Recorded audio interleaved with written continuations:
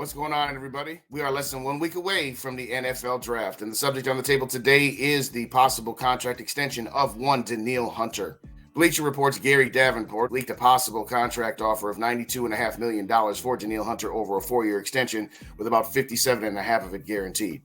Now, that's a decent chunk of change for a 29-year-old, and the biggest question on the table with Danielle Hunter is Kwesi Adofo-Mensah going to treat him the way he's treated everybody else, which is if you're a younger player in the age range of, say, 24 to 26, I want you, or unless you're taking a pay cut like Harrison Smith, I'm moving on from you.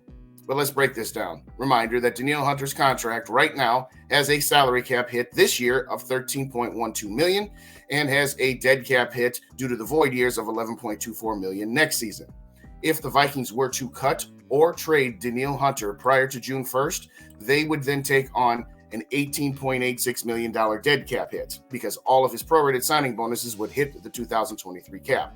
Now, if they were to trade or cut him post June 1st, the numbers slightly change because only 7.6 of that would be dead this year, but you would still have that $11.24 million carryover into the 2024 season. I would love to see Danielle Hunter back on this team under the tutelage of Brian Flores, because I believe he and Harrison Smith are the two guys that are going to benefit most from getting out of the Ed Donashell defense. Put his hand in the grass, let him pass rush. Stop dropping him into coverage and all of those other things. But when we're talking about $57.5 million guarantee for 4 more years to a 29-year-old, I think he still has some good playing years left in him. I honestly do. I think he's been mismanaged the last year. Only 29 years old, and the fact that he only played 7 games over the last 2 seasons prior to this past season, okay, he doesn't have as much wear and tear on him as a typical 29-year-old might have. There's part of me that really wants to see Danielle Hunter back because he has taken a lot of team-friendly deals over the course of his time with the Vikings. Mind you, he was drafted in 2015, and going into the 2018 season, Rick Spielman gave him a contract extension well below market value, but still higher than the 3rd-round contract that he was getting, and that was a shrewd move by Rick Spielman at the time. Now, Danielle accepted the contract and accepted the money, and like I said, was a very team-friendly deal, and Danielle went along with that. If I'm Danielle Hunter, I'm done giving team-friendly deals. We've shortchanged him, so to speak, on his market value for his entire contract. Now, yes, as I said, Danielle Hunter accepted that. This is one instance where I do kind of feel like, okay, we kind of owe him one a little bit. A little. Not saying we owe him the world.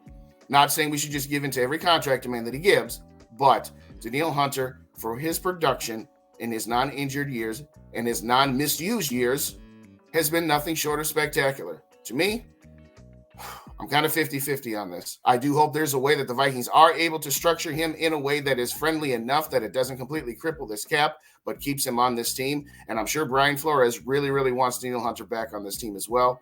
And to me, if you're not able to get a deal done, then you better get some decent draft compensation for him, whether it is in the 2023 or 2024 draft, because you're going to have to take that dead cap hit. And if you're going to trade him, you better get a decent-sized haul in return. If you use Danielle Hunter as part of a trade package to get up to take a quarterback, as we've discussed on this channel many times, okay, I can live with that.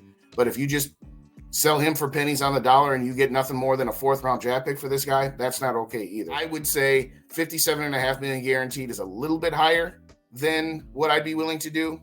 But at the same time, Danielle Hunter is a player that I might be willing to make that exception for.